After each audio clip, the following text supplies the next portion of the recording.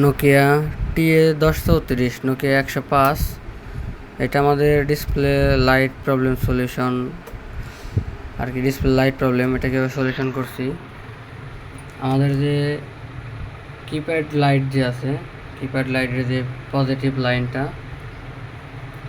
এটা আমাদের কিপ্যাড লাইটের পজিটিভ লাইন। এই উপরে এটা আমরা আমাদের যে ডিসপ্লে লাইট আছে আমাদের, যেমন এখানে 2 নাম্বার লাইনটা পজিটিভ, এটা পজিটিভ লাইন। এই পজিটিভ আমি এখানে একটু দেখা যাচ্ছে স্ক্র্যাচ আছে, এখানে প্রবলেম আছে, লাইনটা মের খাওয়া আর কি। ওইখানে লাইন দিলে পদা শর্ট হওয়ার চান্স থাকে অনেক সময়, যে আমি ওইখান থেকে এটা এক লাইন দিলাম, মানে শর্ট হওয়ার চান্স থাকে।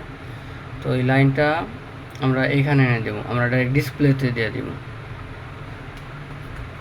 আমরা ডিসপ্লেতে যদি দিয়ে দিই তাহলে এটা মানে শর্ট হওয়ার কোনো চান্স নাই আর কি। এই যে ডিসপ্লেতে এই অ্যানোড লাইনটা আপনারা দেখতেছেন, এখানে এই লাইনটা মিসিং ছিল, এটা মিসিং, এখানে একটা জাম্পার করে দিচ্ছে আর কি।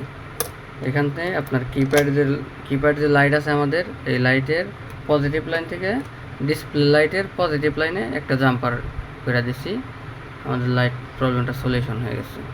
তো চলুন দেখা যাক।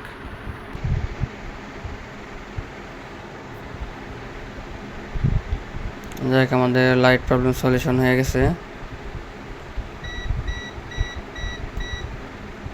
আমাদের কিপ্যাড লাইটের পজিটিভ আর ডিসপ্লে লাইটের পজিটিভ, এখানে ডাইরেক্ট একটা জাম্পার করে দিলেই হয়ে যাবে, প্রবলেমটা সলিউশন হয়ে যাবে। তো আমাদের লাইট এখন ঠিক আছে।